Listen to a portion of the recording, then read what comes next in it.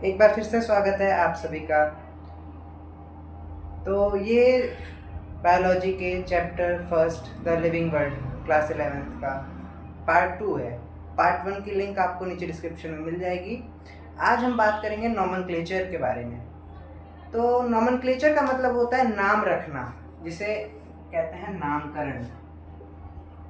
जैसे कोई बच्चा पैदा होता है तो उसका नामकरण संस्कार होता है, जिसमें उसको नाम दिया जाता है। तो नॉमेनक्लेचर में हम ऑर्गेनिजम्स का नाम रखेंगे, लिविंग ऑर्गेनिजम्स का। बात आती है कि इसकी ज़रूरत क्यों पड़ी, क्योंकि नाम तो लगभग सभी ऑर्गेनिजम्स का होता है। अब मान लीजिए आप जंगल में गए, आपको एक जानवर दिखा, आपने जानवर को देखा, आपको उसका नाम नहीं पता, आप नहीं जानते वो कौन सा जानवर है। आपने गूगल किया, उसकी फ़ोटो खींची और गूगल पे डाली, गूगल भी नहीं बता पाया वो कौन सा जानवर है। हो सकता है आपने किसी नए जानवर की स्पीशीज़ को या किसी नए जानवर को खोज दिया हो जिसके बारे में साइंटिस्ट ना जानते हो। तो अब आपको उसका नाम रखना पड़ेगा। नाम क्यों रखना पड़ेगा? क्योंकि आप अगर मान लीजिए आपको जैसे आज आपने गूगल किया, आपको नहीं पता, जब आप उसका नाम रख देंगे तो अगली बार से जो भी उसे देखेगा या साइंटिस्ट अगर उसकी स्टडी करना चाहेंगे तो वो उस नाम से की जा सकती है। उस नाम से उसके पूरे डिटेल हम दे सकते हैं। जैसे आपके बारे में आपका आधार कार्ड होगा, आपके सिर्फ नाम से पूरी एक डिटेल आ जाएगी, आपके पिताजी के नाम से, आपके नाम से, आपके आधार नंबर से। जैसे यहाँ आपको एक आधार नंबर असाइन किया गया, उसी तरह हम यहाँ ऑर्गेनिजम्स को एक नाम देंगे। तो ये जो सिस्टम है बाइनोमियल नोमेनक्लेचर, ये सिस्टम हमें दिया था एक साइंटिस्ट ने, उनका नाम था, काफ़ी फेमस साइंटिस्ट थे, कैरोलस लीनियस। इन जनाब के द्वारा ये बाइनोमियल नोमेनक्लेचर का सिस्टम दिया गया था। अब ये बाइनोमियल नोमेनक्लेचर होता क्या है? चलिए, नोमेनक्लेचर तो होता है नाम रखना, बाइनोमियल नोमेनक्लेचर क्या होता है? ये बाइनोमियल शब्द का अर्थ होता है दो, एक ऐसा नाम जिसमें दो नाम होंगे। अब ये क्या बोला है? जैसे मैं एक यहाँ नाम लिखूं,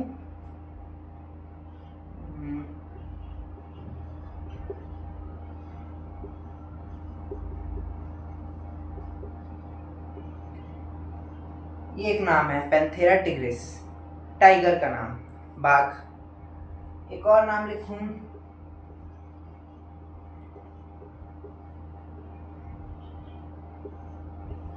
होमो सेपियंस, इंसान। तो ये इस तरह से, जैसे बाइनोमियल मतलब ये देखिए, एक और ये दो, एक और ये दो, ये दो मिला के एक सिंगल नाम होता है। इस सिस्टम को कहते हैं बाइनोमियल नोमेनक्लेचर। दिया गया था साइंटिस्ट कैरोलस लीनियस के द्वारा। अब जानवरों का और प्लांट्स के नाम रखने के लिए अलग अलग बॉडीज़ हैं, यूनिवर्सल बॉडीज़। तो दो बॉडीज़ हैं, ICBN और ICZN।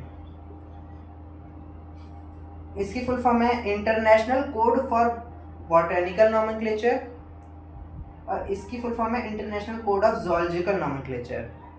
ठीक है। तो ये जो बॉटनिकल नोमेनक्लेचर है, ये पौधों का, पेड़ पौधों का नाम रखते हैं, और इसके द्वारा जो ज़ूलॉजिकल नोमेनक्लेचर है, ये जानवरों का, एनिमल्स का नाम रखते हैं। तो इनके द्वारा डिसाइड होता है कि नाम दिया किसको जाएगा और क्या नाम दिया जाएगा। अब बात करते हैं बाइनोमियल नोमेनक्लेचर के रूल्स के बारे में। ऐसा नहीं हो सकता कि आपने कोई भी एक जानवर देखा कि ये जानवर है, इसको मैंने कुछ भी नाम असाइन कर दिया, फॉर एग्जांपल डॉम्स। नहीं, ऐसे नहीं होता है। डॉम्स इसका ओरिजिनल नेम है, ये इसको असाइन किया गया है। उसके एक प्रॉपर रूल होते हैं, एक सेट ऑफ रूल्स होते हैं। आप किसी को कोई भी नाम नहीं असाइन कर सकते। तो उन रूल्स के बारे में एक बार डिस्कस करते हैं। जैसे मैं यहाँ एक नाम लिखूं,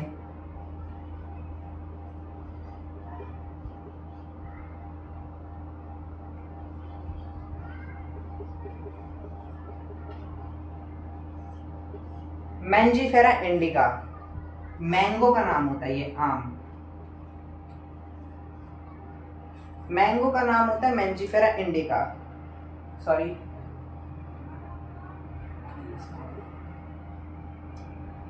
तो रूल्स कुछ इस प्रकार होते हैं। पहला, नाम ये इंग्लिश में नहीं है। आपको अगर लग रहा हो कि ये इंग्लिश में लिखा गया, ये इंग्लिश नाम नहीं है, ये लैटिन में होते हैं। सारे जितने भी बायोलॉजिकल नेम होते हैं सारे लैटिन में होते हैं। अगर लैटिन नहीं है तो उसको लैटिनाइज किया जाता है, जैसे इंग्लिश को लैटिन में ट्रांसफ़र कर दिया जाता है। जैसे कोई इंग्लिश का शब्द है उसको लैटिन में बदल दिया जाता है। सारे नाम इंग्लिश में नहीं होते हैं, लैटिन भाषा में होते हैं। लैटिन एक डेड लैंग्वेज है, इसको कोई नहीं बोलता, इसलिए इसमें होते हैं, ताकि ये कॉन्फ्लिक्ट ना रहे कि जैसे एक जानवर यहाँ भी पाया जा रहा है इंडिया में, एक जानवर ब्रिटेन में भी पाया जा रहा है, एक जानवर जापान में भी पाया जा रहा है। तो भाई इंडिया वाले बोलेंगे हिंदी में नाम रखो, ब्रिटेन वाले बोलेंगे इंग्लिश में रखो, और जापान वाले बोलेंगे हमारी जापानीज़ लैंग्वेज में रखो। तो ये लैंग्वेज का बैरियर ना रहा है, क्योंकि साइंस यूनिवर्सल है। साइंस पूरे ग्लोब पे जितनी भी कंट्रीज है सबके लिए इक्वल है। साइंस किसी से भेदभाव नहीं करती है, तो इसलिए लैटिन भाषा का यूज़ किया जाता है। ये लैटिन एक डेड लैंग्वेज है, अब कोई इसे नहीं बोलता। दूसरा, जैसे यहाँ दो नाम लिखे हैं, तो दो में से सबसे पहला जो होता है ये होता है जीनस।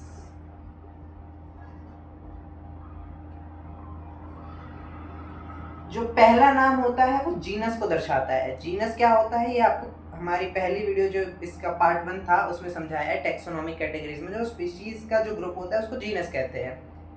और जो दूसरा नाम होता है ये दर्शाता है स्पीशीज को। स्पीशीज को ही हम एक और नाम से भी जानते हैं, स्पेसिफिक एपिथेट।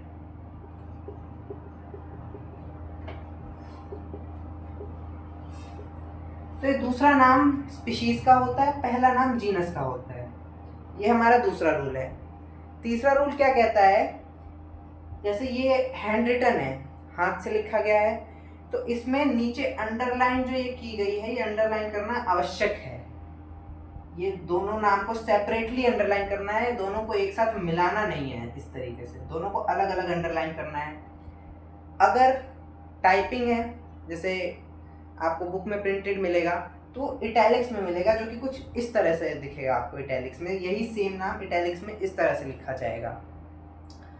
ये रूल होता है कि अगर हाथ से लिख रहे हैं तो उस दोनों वर्ड को अलग अलग सेपरेटली अंडरलाइन करना है, और अगर कंप्यूटर में प्रिंट करना है या ऑनलाइन आपको लिखना है तो आपको इटैलिक्स में लिखना पड़ेगा उस वर्ड को। चौथा रूल हमारा आता है कि जो जीनस का पहला लेटर होता है वो कैपिटल होगा, लेकिन स्पीशीज का पहला लेटर स्मॉल होगा। जैसे मैंजीफेरा का पहला लेटर एम कैपिटल होगा, लेकिन इंडिका का आई स्मॉल ही रहेगा। होमोसेपियंस का एच कैपिटल होगा, लेकिन एस स्मॉल रहेगा। ओके। एक एडिशनल रूल में तो वैसे गिना नहीं है एनसीईआरटी ने, बट एक और रूल होता है कि जो साइंटिस्ट जिसने ये नाम दिया है उसका अगर हम नाम लिखना चाहें तो हम एब्रिविएशन में लिखते हैं, पूरा नाम नहीं लिखते। कैरोलस लिनियस साइंटिस्ट जिन्होंने मैंजीफेरा मैंगो को नाम दिया था, मैंजीफेरा इंडिका, उनका नाम अगर हमें दर्शाना है कि किसने इसको नॉमेनक्लेचर दिया है तो हम उसको एब्रिविएशन में, लिनियस का लिन LINN हमने लिया और इसको एब्रिविएशन कहते हैं, छोटा कर देना, शॉर्टकट मारना। तो ये रूल्स होते हैं। सबसे पहला रूल लैटिन भाषा में होगा। दूसरा रूल दोनों को सेपरेटली अलग अलग अंडरलाइन करना आवश्यक है, और अगर प्रिंट कर रहे हैं तो उसे इटैलिक्स में लिखना है। तीसरा रूल पहला नाम जीनस होगा, दूसरा स्पीशीज होगा। चौथा रूल जीनस का पहला लेटर कैपिटल होगा और स्पीशीज का पहला लेटर स्मॉल होगा। पांचवा रूल अगर आप गिनना चाहें तो गिन ले, वैसे एनसीईआरटी ने नहीं गिना है। जो साइंटिस्ट का नेम है उसको एब्रिविएशन में साइड में लिखा जाएगा, अगर चाहें तो। ये ज़रूरी नहीं है लिखना। अगर केवल आप मैंजीफेरा इंडिका भी लिखते हैं तो वो भी सही है, वो भी मैंगो को ही माना जाएगा। तो अब बात करते हैं क्लासिफिकेशन और टैक्सोनॉमी के बारे में। तो क्लासिफिकेशन का मतलब होता है कि एक बहुत ही बड़े समूह को एक क्लास दे देना, एक अलग से उसको आइडेंटिफिकेशन दे देना, उसको आइडेंटिफाई कर लेना एक अलग कैटेगरी के तौर पे। जैसे कि हमने सभी जानवर जितने भी हैं, एनिमल्स, सारे एनिमल्स को हमने एक कैटेगरी दे दी किंगडम के नाम से, किंगडम एनिमेलिया।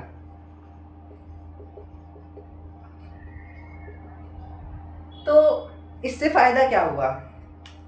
अब देखिए, जब भी मैं आपको जानवर बोलूंगा तो आप कोई पौधा इमेजिन नहीं करेंगे, मैं जब आपको किंगडम एनिमेलिया कहूँगा तो आप कोई पौधा इमेजिन नहीं करेंगे, आप कोई ना कोई एक जानवर ही इमेजिन करेंगे। मोस्ट कन्वीनियंटली आप खुद को इमेजिन कर लें। तो अब आपने अगर केवल इस किंगडम के बारे में पढ़ लिया तो आपने बहुत सारी चीज़ें पढ़ ली। क्लासिफिकेशन के हमारे बेनिफिट ये होता है कि अगर केवल इस कैटेगरी के बारे में आपने पढ़ लिया तो आपने एक बहुत बड़े ग्रुप के बारे में पढ़ लिया। जैसे कि अब मान लीजिए ये एक सेल है,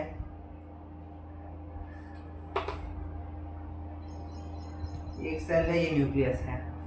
अब मैं कहूँ ये एनिमल का सेल है, मुझे बनाना है, तो अब क्या आप इसके ऊपर एक इस तरह से सेल वॉल बनाएंगे? नहीं, आप नहीं बनाएंगे, क्योंकि पता है आपको कि एनिमल के सेल पे सेल वॉल नहीं होती है, तो आप ये नहीं बनाएंगे। क्या आप कहेंगे कि इसकी ये न्यूक्लियर मेम्ब्रेनस होगी, या आप शायद इसको ऐसे कहेंगे कि ये एक यूकैरियोट सेल है या प्रोकैरियोट सेल है? आप कंफ्यूज नहीं होंगे। जब मैंने आपको कह दिया कि एक एनिमल का सेल है तो यूकैरियोट ही होगा, ठीक है।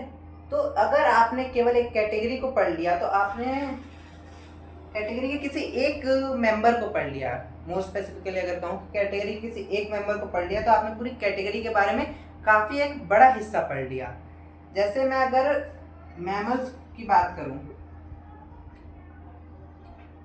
अगर आपने मैमल्स के मान लीजिए किसी एक ऑर्गेनिज्म को पढ़ लिया, ह्यूमंस,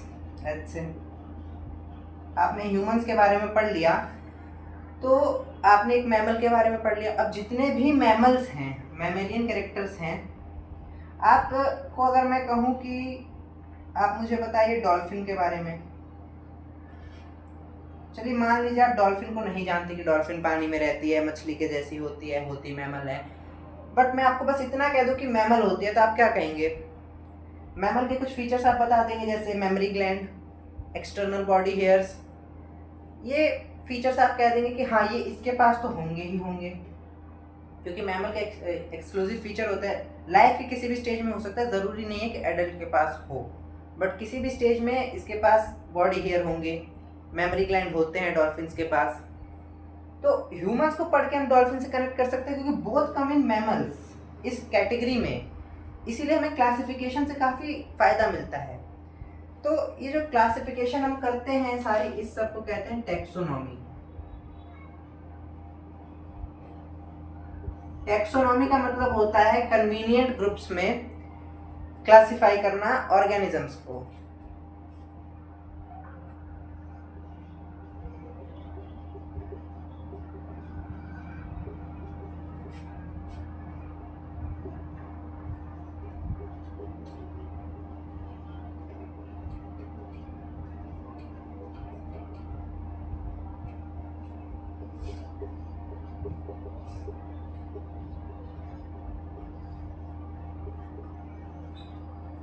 ऑर्गेनिजम्स को ऑर्गेनाइज करना कन्वीनियंट ग्रुप्स में या कन्वीनियंट कैटेगरीज में on the basis of similarities.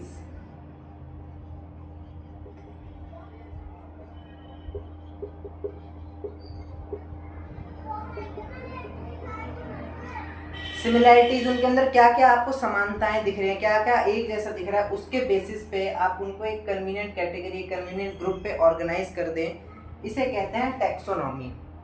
अब जैसे देखिए ह्यूमंस, हमने ह्यूमंस को देखा, ह्यूमंस छोड़िए, जितने भी हमारे ऑर्गेनिजम्स थे जिनके पास हमें मेमोरी ग्लैंड मिली, हमने सबको पकड़ के एक कैटेगरी थमा दी, लिया। क्लास है ये, टैक्सोनॉमिक कैटेगरीज आपको अगर याद हो 7 कैटेगरीज होती हैं। क्लास वाली कैटेगरी में आता है मैमल्स, क्लास मैमेलिया। तो आप सिर्फ मैमल्स से उनके कुछ फीचर्स बता सकते हैं काफ़ी हद तक, ऑलमोस्ट 60% तक आप फीचर्स, एक रफ एस्टिमेट है ये, कोई एग्जैक्ट डेटा नहीं है, 60% तक आप फीचर्स आप बता पाएंगे किसी भी कैटेगरी के ऑर्गेनिज्म को पढ़ के, दूसरे ऑर्गेनिज्म के बारे में, दूसरी स्पीशीज़ के बारे में, दूसरे जीनस के बारे में, दूसरे ऑर्डर के बारे में, दूसरे फाइलम के बारे में आप बता पाएंगे। तो इसलिए टैक्सोनॉमी हमारे लिए हेल्पफुल होती है। अब एक टर्म आता है टैक्सा, ये टर्म है टैक्सा। जितने भी एक कैटेगरीज होती हैं, टैक्सोनॉमिक कैटेगरीज, एक सेकंड हम दोबारा, तो जितनी भी ये कन्वीनियंट ग्रुप्स जो कैटेगरीज हमने बनाई उनके लिए एक साइंटिफिक टर्म जो यूज करते हैं हम वो होता है टेक्सा। और इस टेक्सा का जो एक मेंबर होता है, टेक्सा के एक अकेले मेंबर को कहते हैं टैक्सोन। एग्जांपल से समझिए, dog, dog is a taxon, कुत्ता खुद एक टैक्सोन है, ठीक है। अब मैं डॉग के साथ ले लूं कैट, ठीक है, ये एक टैक्सोन है, ये एक टैक्सोन है, बट ये दोनों मैमल्स हैं, दे बोथ आर मैमल्स। तो ये जो मैमल्स है ये हो गया टैक्सा, डॉग हो गया टैक्सोन, कैट भी है टैक्सोन, मैमल्स जो है ये टैक्सा है, ये कैटेगरी है। जैसे आप मान लीजिए डॉग का अपना कुछ स्पीशीज मान लीजिए, यहाँ एक स्पीशीज है S1, ये H1 स्पीशीज जो भी है ये टैक्सोन है, ये जो स्पीशीज है S1 ये टैक्सोन है। बट समझिए बात को, इस स्पीशीज का जो ऑर्गेनिज्म होगा वो टैक्सोन होगा।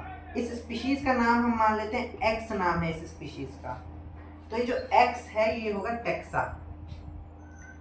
ह्यूमंस के एग्जांपल से समझिए, ज़्यादा आपको कन्वीनियंट लगेगा। जैसे ह्यूमंस, हम जीनस मान के चलते हैं होमो, तो humans are taxons but homo is a taxa. Taxa का जो सिंगुलर एक सिंगल ऑर्गेनिज्म है ह्यूमन, वो टैक्सोन कहलाता है। और जो पूरा वो ग्रुप है, ये पूरा एक ग्रुप है ना, ये पूरी एक जीनस है, जीनस के अंदर हम इस जीनस के अंदर तकरीबन 7 बिलियन से ज़्यादा ह्यूमंस हैं, तो इस पूरे ग्रुप को हम कहते हैं टैक्सा, और इसको जो एक इंडिविजुअल है इसको हम कहते हैं टैक्सोन। तो ये टैक्सा और टैक्सोन में डिफरेंस। अब आते हैं हम सिस्टमैटिक्स के ऊपर।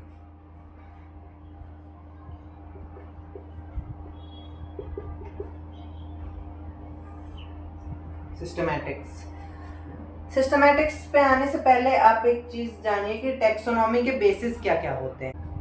टैक्सोनॉमी के बेसिस में, बेसिस का मतलब किस आधार पे हम एनिमल्स को अलग अलग कैटेगरीज में बांट रहे हैं। तो आपने एक जानवर देखा, एक दूसरा जानवर देखा अलग अलग स्पीशीज का, अब क्या देख के उनको अलग पहचान पाएंगे? आप कुत्ता और बिल्ली को अलग अलग पहचान सकते हैं, आप एक इंसान को और एक गाय को अलग अलग देख सकते हैं। तो सबसे पहला जो इसका बेसिस आ जाता है वो आ जाता है मॉर्फोलॉजी। आप किसी दो अलग अलग ऑर्गेनिजम्स को देख के मॉर्फोलॉजी के बेसिस पे, उनके एक्सटर्नल कैरेक्टर्स के बेसिस पे डिफरेंशिएट कर सकते हैं। दूसरा आ जाता है उनकी एम्ब्रियोलॉजी। भाई मेल एंड फीमेल गैमेट का जब फर्टिलाइजेशन होता है तब जाइगोट बनता है, जाइगोट से एम्ब्रियो बनता है।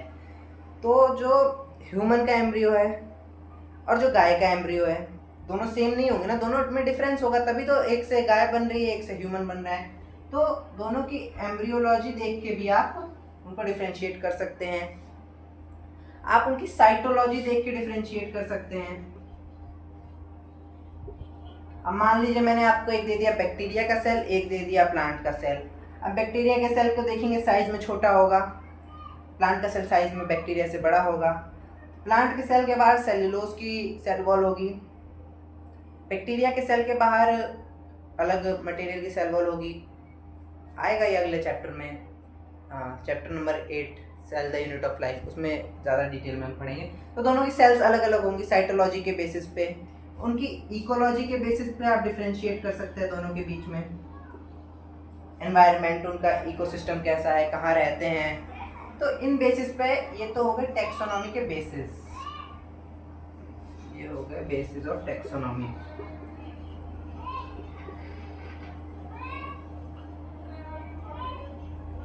तो क्या क्या सिमिलरिटीज और डिसिमिलरिटीज आप देख पाएंगे ऑर्गेनिजम्स में, उनके बेसिस पे आप उनको अलग अलग कैटेगरीज में, अलग अलग टैक्सा में आप डिवाइड करेंगे। सिस्टमैटिक्स टैक्सोनॉमी से एक स्टेप ऊपर बढ़ के आती है, एक स्टेप आगे बढ़ के आती है। सिस्टमैटिक्स का मतलब होता है taxonomy along with phylogenetic relationships. मतलब कैसे वो ऑर्गेनिज्म इवॉल्व हुआ, उसकी इवोल्यूशन की प्रोसेस क्या थी, इसको अगर आप साथ में जोड़ दें, यानी कि टैक्सोनॉमी के साथ आप उसकी फाइलोजेनेटिक रिलेशनशिप को भी जोड़ दें,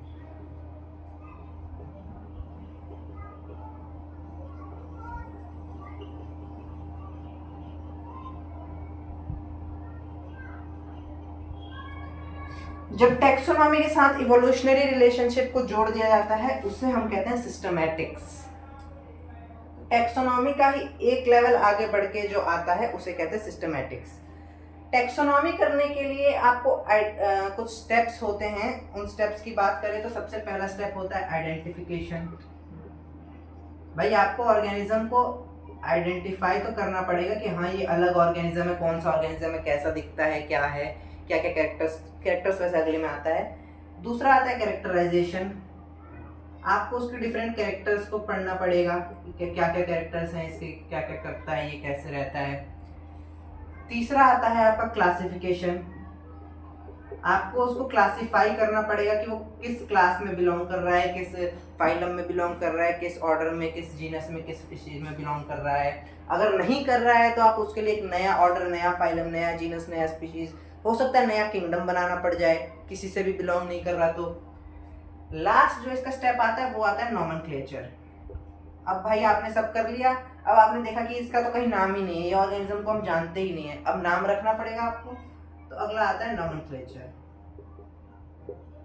फर्स्ट, सेकंड, थर्ड, फोर्थ। सबसे पहले आप ऑर्गेनिज्म को जानेंगे, उसको आइडेंटिफाई करेंगे, उसके बाद उसके कैरेक्टर्स की स्टडी करेंगे, उसके बाद उसको क्लासिफाई करेंगे कि आपकी जो टैक्सोनॉमी हायरार्की है उसमें वो कहाँ आता है, उसके बाद उसका नाम रखेंगे। तो इस तरह से आप टैक्सोनॉमी में बेसिस, ये होते हैं टैक्सोनॉमी के बेसिस और ये होते हैं स्टेप्स। इनके बेसिस पे जब आपने उसको आइडेंटिफाई किया तो आपने उसकी मॉर्फोलॉजी देखी, जब आपने उसके कैरेक्टर्स पढ़े तब आपने इन सारी चीज़ों के बारे में पढ़ा। क्लासिफिकेशन में आप इन सारी चीज़ों को दूसरे ऑर्गेनिजम्स जो हम पहले से जानते हैं उनके साथ कंपेयर करेंगे कि ये पहले से किसी से किसी के साथ इसकी सिमिलरिटीज़ हैं, किसी से मैच हो रहा है, नहीं हो रहा है, प्लांट है, एनिमल है, बैक्टीरिया है, फंजाई है, क्या है, आप ढूंढेंगे। कुछ नहीं मिला तो नया बनाएंगे। मान लीजिए आपको मिल गया, आपको मान लीजिए एक नया फंजाई मिल गया एस्कोमाइसिटीज ग्रुप का, एस्कोमाइसिटीज का आपको एक फंजाई मिल गया, तो आप उसको एस्कोमाइसिटीज के नीचे किसी एक नए नाम से एक नया नाम रख के उसको वहाँ प्लेस कर देंगे। तो इस तरह से टैक्सोनॉमी होती है। अब आगे वैसे तो पहले ही हमने आपको टैक्सोनॉमी कैटेगरीज के बारे में बता दिया था, बट क्योंकि टैक्सोनॉमी हमने अभी अभी पढ़ा है तो एक बार दोबारा उसका रिवीजन कर लेते हैं, उसके बाद ये चैप्टर खत्म। बहुत छोटा चैप्टर है, 10 मिनट का चैप्टर है। आप अभी नए नए आए हैं इसलिए आपको 2 पार्ट्स में अलग अलग आधे आधे 1 घंटे की वीडियो बना के समझाया जा रहा है, वरना 10 मिनट का चैप्टर अगर आप इसको दूसरी तीसरी बार में पढ़ेंगे तो 10 मिनट से ज़्यादा के चैप्टर हैं।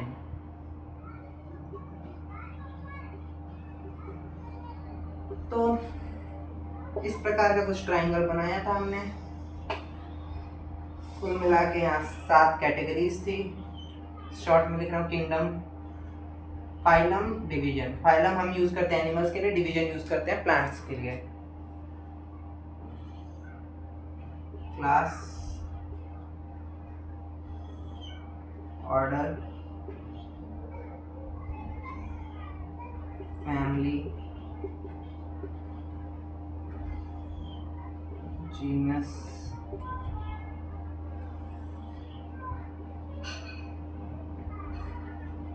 स्पीशीज। तो ये 7 कैटेगरीज हैं, 1 2 3 4 5 6 7। अब यहाँ से जैसे जैसे आप यहाँ जाएंगे आपको सिमिलरिटीज कम होती हुई दिखेंगी। स्पीशीज के अंदर एक ह्यूमन दूसरे ह्यूमन से बहुत ज़्यादा सिमिलर है। ह्यूमन का एग्जाम्पल फिट नहीं हो, सॉरी। टाइगर, एक टाइगर दूसरे टाइगर से बहुत ज़्यादा सिमिलर है, लेकिन एक टाइगर शेर से बहुत कम सिमिलर है। दोनों के दांत बड़े हैं, नाखून बड़े हैं, बट फिर भी टाइगर और शेर में अंतर होता है। सिमिलरिटीज यहाँ से यहाँ जाने में कम हुई, दोनों का जीनस सेम होता है, पैंथेरा में आते हैं।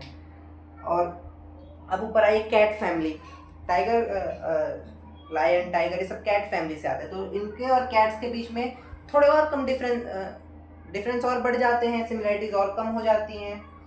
यहाँ से यहाँ बढ़ते हुए डिफरेंस आपको बढ़ेंगे और सिमिलैरिटीज कम होंगी। दो जानवर, बहुत एकदम ही अलग जानवर ले लेते हैं हम, जैसे हम एक कॉकरोच और एक human, both are animals, but लगभग बहुत ही रेयर सिमिलैरिटीज आपको मिलेंगी।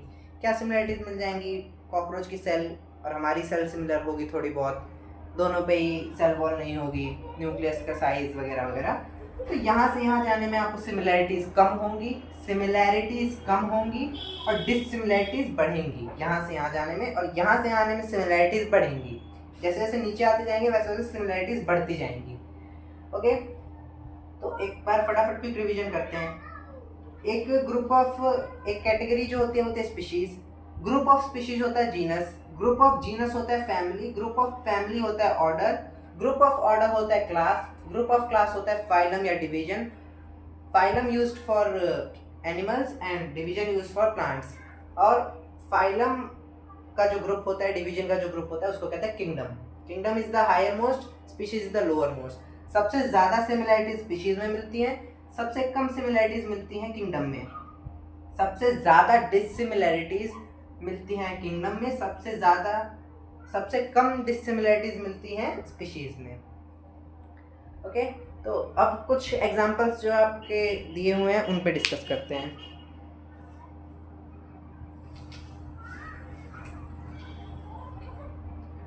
तो बात करते हैं स्पीशीज और जीनस की। जैसे एक जीनस होता है पैंथेरा, पिछली वीडियो में भी इन सब पे मैंने बात की थी।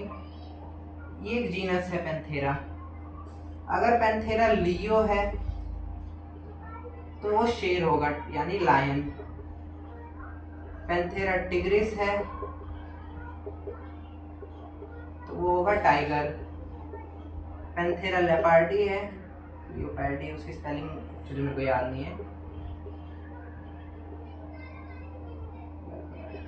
वो होगा लेपर्ड, तेंदुआ। ठीक है, इन तीनों को मिला के, ये तीनों स्पीशीज हैं अलग अलग, ये स्पीशीज है, ये जीनस, इन तीनों स्पीशीज को मिला के ये जीनस बना दिया। इस पैंथेरा जीनस को उठा के और कैट फैमिली फेलिस के साथ मिला दिया, फेलिस प्लस पैंथेरा, और बन गई फैमिली फेलिडे। ये कैट का जीनस है फेलिस, ये पैंथेरा टाइगर लायन इन सब का जीनस है। इन दोनों को मिला के ये बन गई फेलिडे, ये फैमिली है, कैट फैमिली जिसे हम कहते हैं। फेलिडे को डॉग की फैमिली के साथ मिला के बना दिया कार्निवोरा। इसी तरह से एक और एग्जांपल काफी प्रोमिनेंट आपको मिलता है सोलेनम का। Solanum is a genus. Solanum को अगर आप ट्यूबरोसम के साथ मिला दें, ट्यूबरोसम इसकी स्पीशीज, ये जीनस है, इधर वाली स्पीशीज है, तो आपको मिल जाएगा आलू यानी पोटैटो।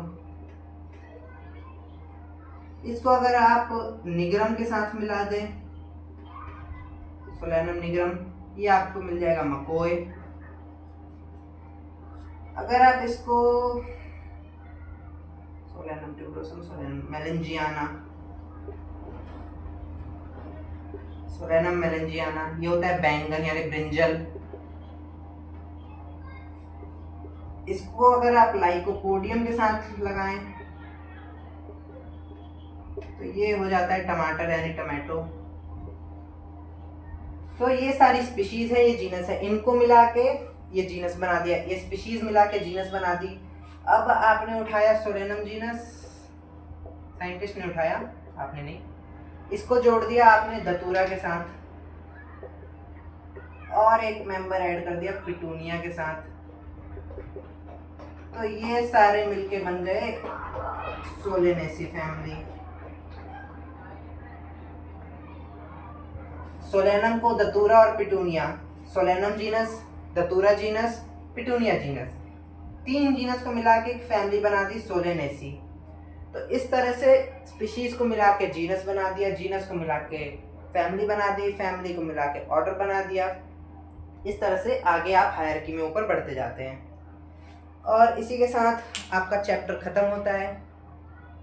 अगर कोई डाउट्स हो तो आप कमेंट सेक्शन में पूछ सकते हैं। अगर आपने पार्ट 1 नहीं देखा है तो उसकी लिंक आपको नीचे डिस्क्रिप्शन में मिल जाएगी। बने रहिए हमारे साथ। Thank you.